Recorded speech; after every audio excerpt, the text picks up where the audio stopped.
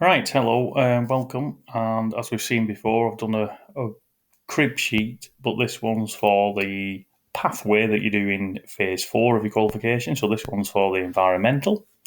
You may have seen one for the plumbing qualification that we complete from phases 1 to 3. So this is sort of the information section. I'm going to do this section by section, so there'll be about 4 or 5 of these videos. So the first page we come across is your candidate name. So we've got Han Solo in the centre name, Bolton College, number, principal assessor name, expert witness. So the principal assessor name is the person who's going to come out on site and see you. Expert witness name is the person you work with. Expert observer. And then we've got the internal quality assurer, so the person who's checking on the quality of the assessor's decisions. Qualification and pathway you're on. The programme start date. You City and Guilds registration number and the date of registration with City and Guilds. And we scroll down and then you've just got contents pages, so we'll go past a few of these. Let's keep going, and then this page is very, very important, so we'll hover here for a moment. So we can see there we've got green. I'll just bring something up so we can see that better. There we go. So we want focus. So we've got this green section here, which means it's directly observed. So the description, colour code. So green means it's directly observed. I'm going to have these codes. So it's directly observed on site, DOS. DOC, directly observed in centre.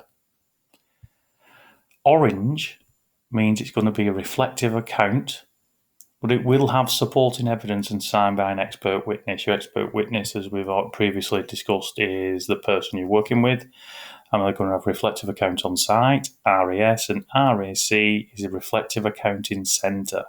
We'll come to those in a bit more detail as we go through, but that's your general introduction as to what everything means. DOS, direct observation on site, DOC, direct observation in centre, reflective account, site, RAS, and RAC, reflective account in centre. We move down, let's get rid of that. Now, here it says we've got 14 assessments for the installation, service, and fault finding. Assessment 1. So we've got 1, 2, 3. So we've got an install, a service, and a fault find. All 3 must be directly observed. 1 must be on site. The other 2 may be on site or in centre. So you could do a mixed bag here. You could do 1 on site, 1 in centre, that type of thing. So we've got here the install, if directly observe you installing an appliance on site. You don't really do servicing perhaps, so you might directly observed in centre, and then fault finding, directly observed on site. Second assessment, all 3 must be directly observed, 1 must be directly observed on site, so it's similar to this one up top.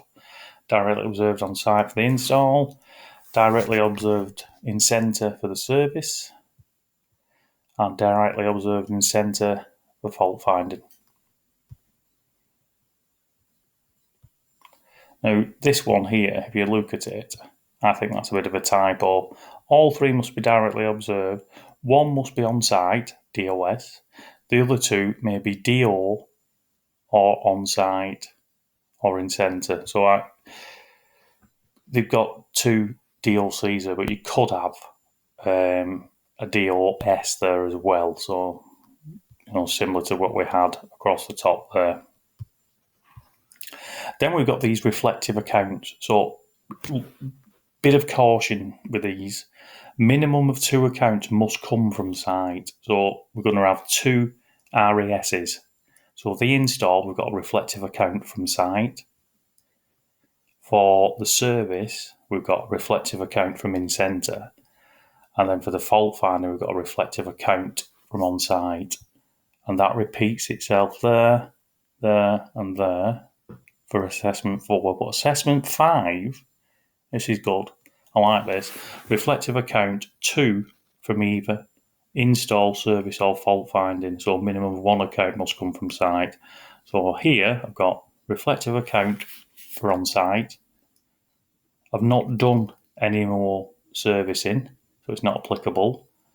And we've done a reflective account on site, and you'll see there are 1, 2, 3, and then we've got 1, 2, 3, 4, 5. Well, there's 1 missing, so that's our 14. Just get back, brighter screen. Right, so the next bit you want to be looking at is section 2, and it's the work log personal details. So I just put Han Solo is my name, place of work, Tatooine plumbing, assessor, Jabba the Hutt. Outline of the job role and related work, so just something in there along the lines of day-to-day installations of plumbing and heating systems with environmental technologies. That's what you do. Previous roles and responsibilities relevant. So I've done 3 years of study working. I've 3 years of study and working in the industry, plumbing, heating, environmental technologies industry. Previous qualifications, we've got plumbing skills and knowledge which are transferable to environmental technologies. So something like that in there will do. And then we come down to these, and you can see, if I go there again, registration form, expert observer. So they've got to fill that in. You can see that it's green, so it'll be your assessor who fills that in.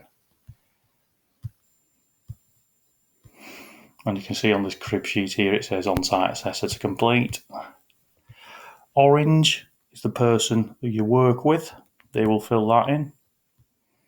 And then this one here, it's a bit weird really why this is at the beginning, but fill in on completion of work log evidence. So you leave that alone until everything's finished. Okay, so that concludes the introduction of part 1. So, and that was all about the work log for environmental technologies, and that was just how to fill in the first few pages.